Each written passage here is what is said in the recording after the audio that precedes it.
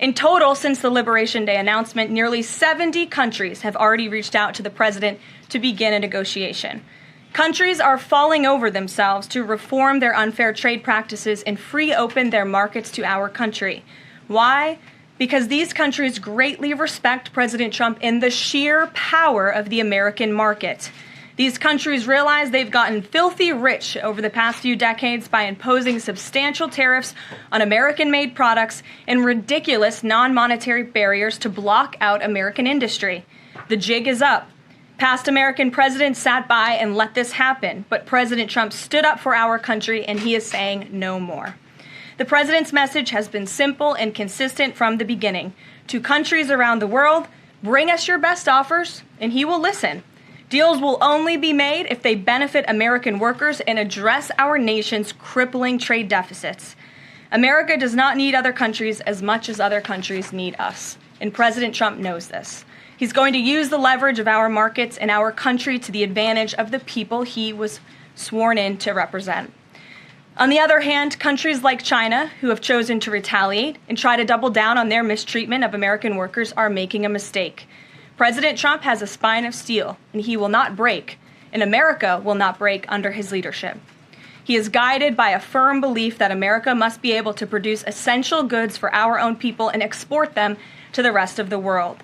A strong America cannot be solely dependent on foreign countries for our food, medicines, and critical minerals. And America must always maintain a robust defense supply chain. Reprioritizing and strengthening our manufacturing industry are essential national and economic security issues of the utmost importance to President Trump. Both things can be true at the same time, and it is a non-negotiable position that the United States has faced a national security and economic crisis because of the unfair trade practices by countries around the world. As for the president, I have maintained this position. The entire administration has always said that President Trump is willing to pick up the phone and talk.